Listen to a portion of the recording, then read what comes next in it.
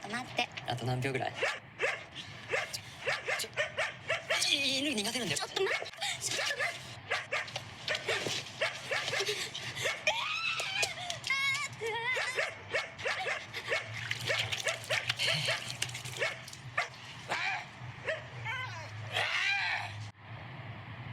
気がない。おかげさまで。Raise your hand if you've ever looked at your reflection and thought, mine's definitely up. If your hand isn't up, congrats. You might be living in a blissful bubble of self-confidence I hope never pops.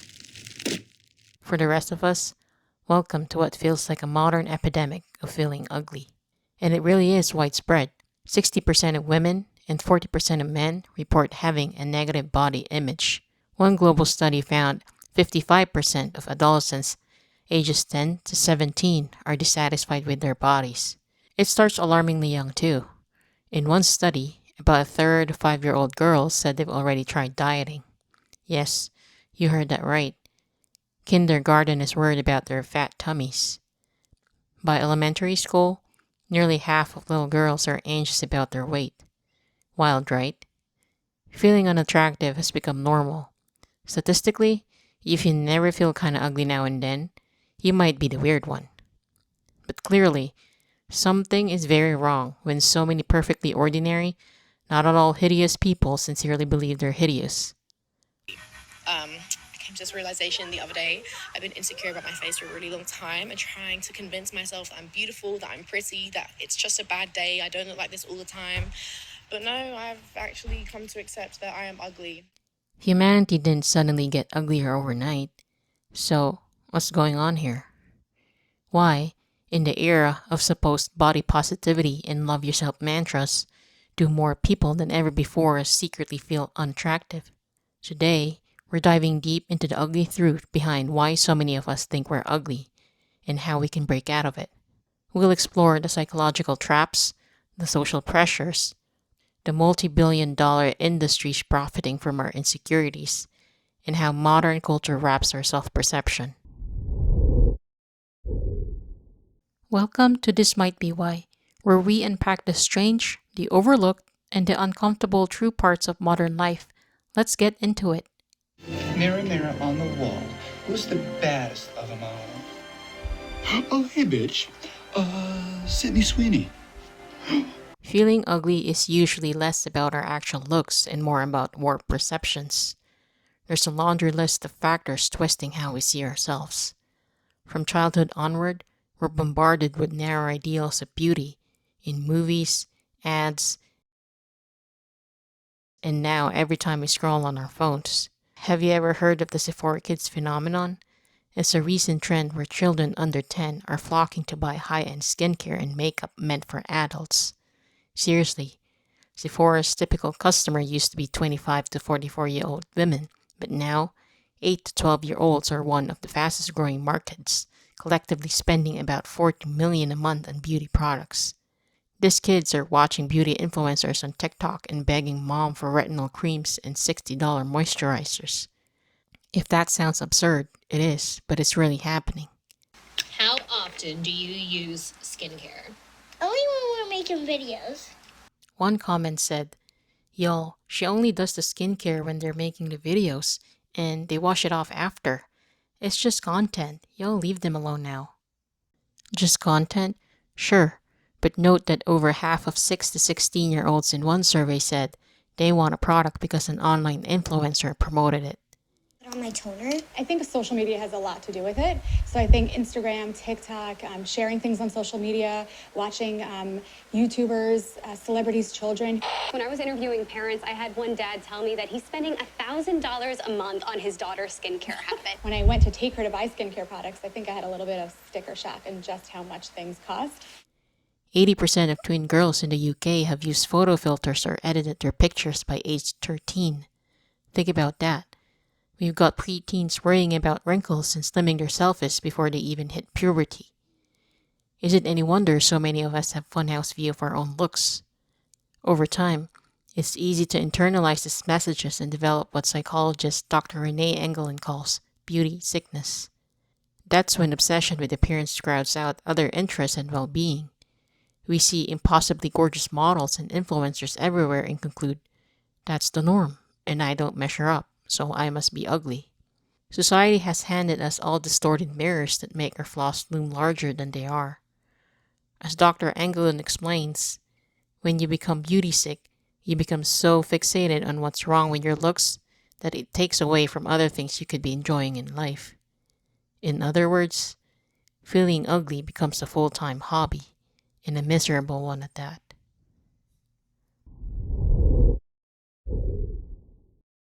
Not too long ago, your appearance comparisons were mostly limited to the prettiest kid in class, or a celebrity on a magazine cover.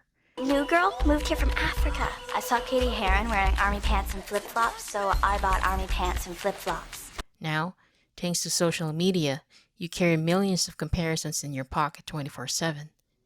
Instagram, TikTok, Snapchat, they can be great fun. But let's be honest, if you're already insecure, they're basically insecurity machines. These apps bombard us with curated feed of people looking their absolute best, usually enhanced with filters, perfect lighting, clever angles, or a trip under a cosmetic injector's needle, and often a combo of all of the above. It's apple to airbrush oranges comparison, but our brain still screams, why don't I look like that? The effect is brutal. Facebook's own internal research found that 32% of teen girls who already felt bad about their bodies, Instagram made them feel worse. In the UK, 40% of teenagers said that seeing idealized images on social media caused them to worry about their own body image. Imagine that, almost half of teens basically saying, scrolling my feed makes me feel uglier. Among adults, it's not much better. In one poll, 1 in 3 women said that the beauty standards they see on social media leave them feeling like their own body isn't attractive. Let that sink in. 1/3 of women come away from their feeds feeling physically inadequate. Social media has become a toxic mirror, reflecting back not reality, but our deepest insecurities.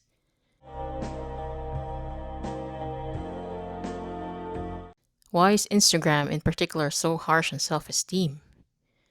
As researcher Dr. Jasmine Farduli puts it, because Instagram is based on images, it's difficult to not make it an appearance-focused environment. We may be able to reduce harm, but there will always be some ways that Instagram is harmful. In other words, when you enter a virtual world where looks equals currency, it's almost inevitable you'll start comparing and self-criticizing. Humans are social creatures. Comparing ourselves to others is basically a built-in feature for brains. But social media cranks that comparison into overdrive by serving up a constant highlight reel of other people's faces and bodies, often edited to unrealistic perfection. As Dr. Farduli notes, people have always wanted to present the best version of themselves. It's just that on social media, people often present in a very enhanced, unrealistic version.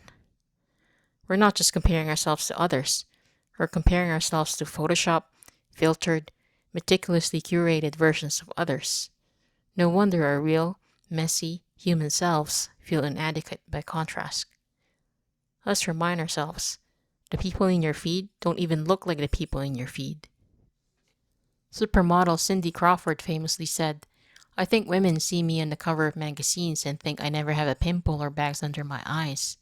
You have to realize that after 2 hours of hair and makeup, plus retouching, even I don't wake up looking like Cindy Crawford. She has a point. Those gorgeous photos of her involve hours of hair, makeup, and retouching. This applies to nearly everyone with online presence. They take 100 shots to post the most flattering one. They smooth and tweak with apps. Sometimes they even edit their waist or jawline. You end up comparing your worst angles to everyone's fake best. It's like looking in a carnival mirror that only makes you look bad and everyone else looks flawless. If you're feeling ugly as a result, remember, you're comparing yourself to an illusion. It's real.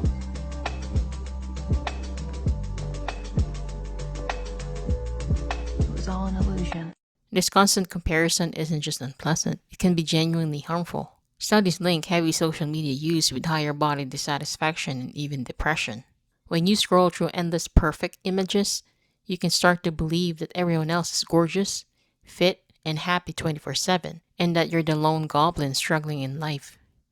Psychologists refer to something called social comparison theory. Basically, we determine our worth by comparing ourselves to others. When those others are Instagram models with unreal proportions, we're dooming ourselves to feel inferior. It's a rigged game. And some people are taking extreme measures in a desperate attempt to win that game. Measures that range from the silly to the dangerous. For instance, there's an entire internet subculture devoted to looks maxing. If you haven't heard that term, looks maxing, it's essentially treating your appearance like an RPG character stat to be maxed out at any cost. On the mild end, it's things like skincare, gym, workouts, styling. Nothing wrong with improving your grooming. But online looks maxing communities have shared some bizarre and risky hacks for attractiveness. They promoted extreme interventions like surgically altering your jaw, or even outright quackery. One notorious example is bone smashing. Yes, that is as crazy as it sounds. Practitioners literally advocate hitting their own faces with hammer to create a more chiseled jawline. Please do not try this at home.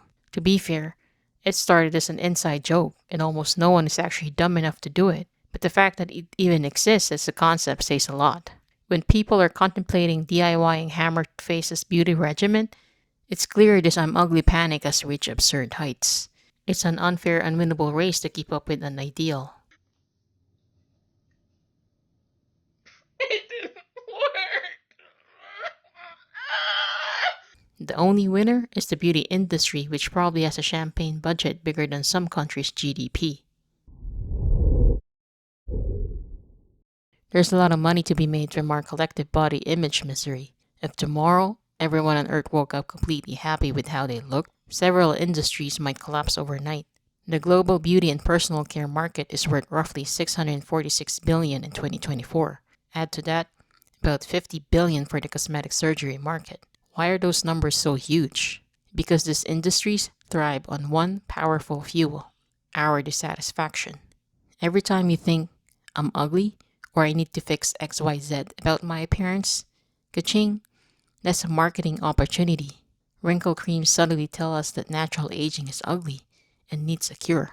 Makeup ads imply your face isn't okay without some improvement. Diet companies profit by convincing us we're too fat. I'm Roger, and you're going to pay me to help you lose body mass for a brief period of time in an unhealthy way just to gain it all back, and then you'll pay me to do it again. Hi, I was a famous person in the past, and now I get paid $33,000 per pound I lose to say things like, I love and use this product. I love and use this product. Chemicals. What a great gig! Tanning salons profit by convincing others they're too pale. It's a never-ending conveyor belt of manufactured flaws and pricey solutions. As one analysis in Vogue Business put it, we have a global beauty industry that thrives on insecurity and the allure of achievable enhancement. Convince people that perfection is attainable, but only if you keep buying products, and you create customers for life. The worse we feel about ourselves, the more money we spend. And the more we spend, the more we implicitly believe we needed all this stuff because something was wrong with us. A key part of this game is the ever-changing beauty standard. Culturally, we've been fed a very specific and very narrow ideal of beauty. But the thing is, the ideal keeps shifting over time. That conveniently keeps us all chasing a moving target and keeps us opening our wallets. Consider how wildly the perfect body has flipped around in different eras. In Renaissance Italy, the ideal beauty had an ample bosom, a rounded stomach, full hips, and fair skin. A soft, curvy body signaled wealth and fertility. A couple of centuries later, in the roaring 1920s, the flapper look demanded the opposite: a boyish, androgynous figure with a flat chest, slim hips, and short bobbed hair. By the 1950s, the pendulum swung back to hourglass curves. Think Marilyn Monroe. The 1990s idolized extreme thinness, or the heroin chick, celebrating models who look waifish and frail. What's waifish? Of a young person thin and looking unhealthy or uncared for. Well, that doesn't sound good.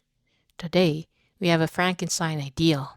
Women are expected to be thin, but somehow also curvy, with a flat stomach, a big butt, large breast, basically a Barbie doll blend of features that is genetically rare and often only achievable through surgery or Photoshop.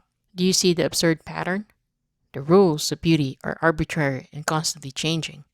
No one can 100% attain the ideal, especially when it keeps mutating. It's like a game where the finish line keeps moving just as you approach it. If you're meant to always feel a bit deficient, always in the need of another product or procedure, as long as we all chase these unrealistic standards, someone out there is getting rich, and we stay miserable. We want you to keep giving us money forever as your body shape morphs back and forth. Imagine if the beauty industry suddenly declared that having green skin was the new hotness. We'd probably start seeing ads for chlorophyll body pills to get the sexy Shrek glow. The problem isn't you, or your face, or your body at all. The problem is the ideal we're measuring against. It's an ever-shifting, commercially crafted mirage. The game is rigged so that we always feel ugly in some way, and thus open to fixing ourselves. Tired of feeling good about yourself? Don't worry, the beauty industry has you covered. Try the new self-love regimen, now with extra shame. Side effects include buying a lot of expensive junk and spontaneous crying. Ask your doctor if self-esteem is right for you, because apparently it's not. Alright, kidding aside, it's pretty dark when you realize how much of our economy relies on people, especially women, though increasingly men too, believing that they're not attractive enough. Humans have some funny mental quirks that practically encourage feeling unattractive. For starters, we're wired with a negative bias. Psychologically, that means we tend to notice and remember negative things more strongly than positive things. When you look in the mirror, this bias zooms your attention straight to what you perceive as flaws. One pimple or a couple of gray hairs, and it's all you can focus on. You ignore the overall fact that you probably look perfectly fine. We pick ourselves apart in ways you'd never do to a friend. Have you ever stared at your best friend and thought, wow, her asymmetrical nose ruins her whole face? Of course not, but you'll say that kind of stuff to yourself without hesitation. Then there's something called the spotlight effect, a cognitive bias where we overestimate how much other people notice us. In plain terms, we each feel there's a spotlight on our appearance or actions, highlighting every flaws for all to see. In reality, most people aren't paying nearly as much attention as we think. Research shows that people actually pay far less attention to our goofs and imperfections than we predict. Everyone is too busy worrying about their own appearances, under their own imaginary spotlight to scrutinize yours. You might agonize that everyone at work will notice my bad hair day and judge me, but trust me, most coworkers didn't even notice it, and a few probably thought your hair looked cool messy. Realizing that others aren't examining you under a microscope can be oddly liberating.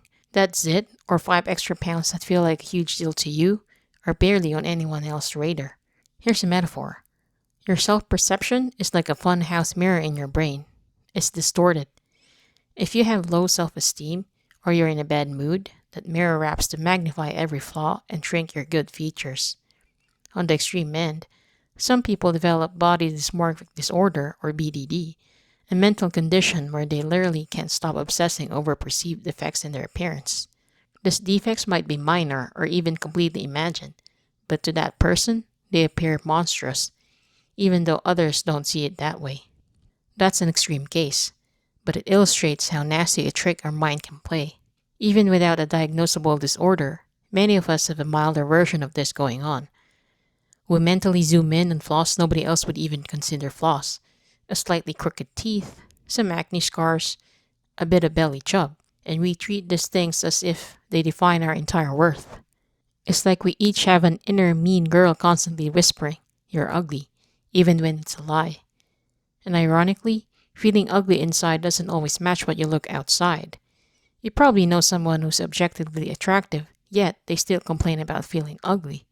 It shows that feeling unattractive is not truly about your looks, it's about your mindset.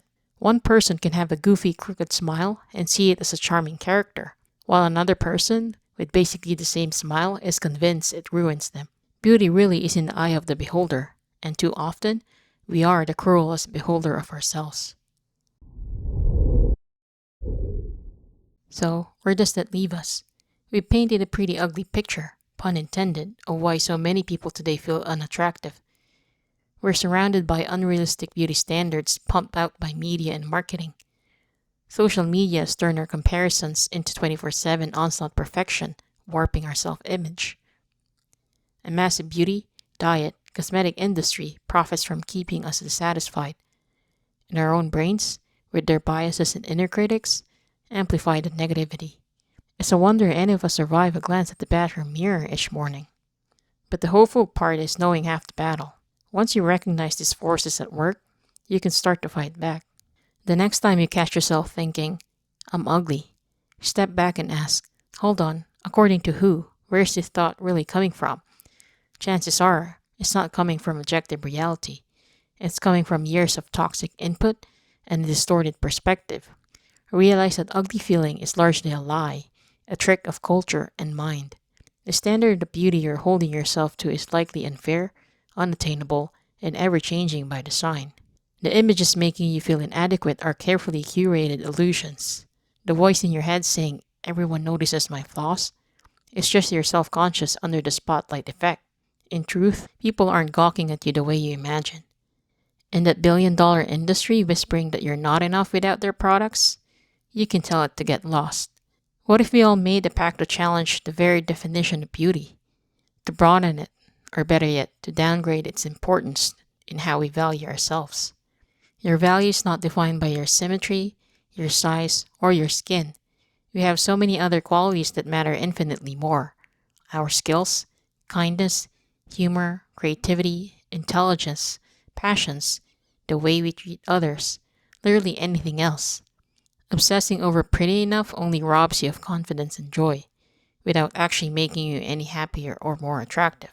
As Dr. Engling points out, constantly hating your body is not some great motivator for health. If anything, it makes it harder to take good care of yourself. Self-loathing is a dead end. Self-acceptance, even if it's a work in progress, is the real glow-up. Beauty standards are arbitrary junk. We made them up and we can question them. Now, I'm not saying any of this is easy. These feelings run deep and undoing them takes time, but you can start with small steps. The next time the mirror whispers, you look bad, respond with some skepticism. Says who? Maybe I don't look like an Instagram model, but so what? Taking care of yourself still matters. Hygiene, grooming, and dressing in a way that makes you feel good can boost confidence and help you show up for life.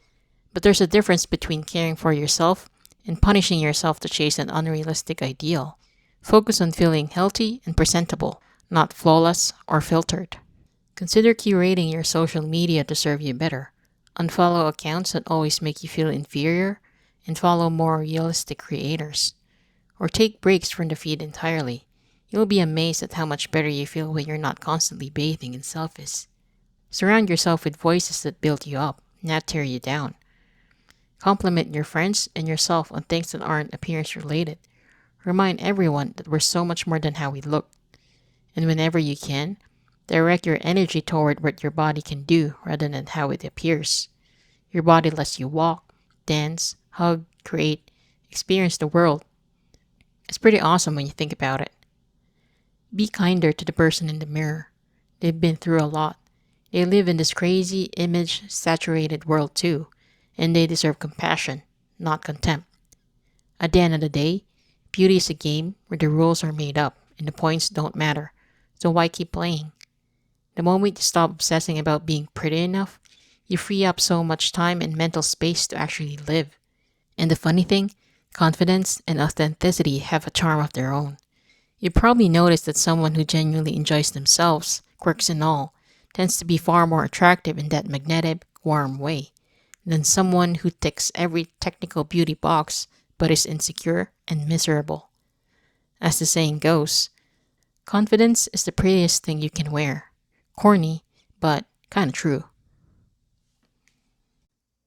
One Reddit comment read, does anyone else feel like social media is the root of nearly all of their insecurities? It started as far back as Tumblr, comparing myself to the cute girls on the site. Thigh gap, bikini bridge, whatever dumb body trend there was going on at the time. Then, fast forward to the present day, I've noticed that I've developed insecurities that I'd never thought of prior to hearing about them on Instagram. I have nasolabial folds, a double chin, sunspots, eye lines, big pores, crooked teeth, yellow teeth, all of which I never really gave much thought until the Instagram algorithm started feeding me fashion and beauty content. I'm heavily into jewelry and fragrance, which influenced the algorithm to show me the beauty content too. It reached ahead this week. I've taken 50 plus pictures of my face over the past few days and spent literal hours scouring all the past pictures that I have on my face to find when I got ugly. And you know what? I look very similar to how I looked when I thought I looked good. I just noticed these flaws because they've been pointed out over and over. So today, I said enough is enough. I thought I was somewhat pretty until the algorithm fed me content that proved that I wasn't. That I had all these features that people were desperately trying to get rid of. So I deleted the app. I feel a lot lighter now. I'm hoping to stay away from it. Do any of you feel like your self-image is worse because of social media, physically or otherwise? I highlighted the physical, but I could make so many posts about the other ways in which it makes you feel bad about yourself. The world is full of people silently worried they're ugly. Let's start calling this out for the nonsense it is. It's not our faces or bodies that are ugly. It's the toxic messages and impossible standards that are ugly. The mirror lies. The highlight reels lie. The multi-billion-dollar beauty complex definitely lies. You're fine. You're more than fine. You're one of a kind. Like a lot of people call me ugly. And to me, it's like, so who cares? Like that's supposed to hurt me? Like really? Boo-boo? But I know my purpose. Because my purpose makes me beautiful. Confidence makes you beautiful. Inspiring others makes you beautiful, which I do. Being a leader makes you beautiful. If you enjoyed this video, give it a like, leave a comment, and don't forget to subscribe for more content like this.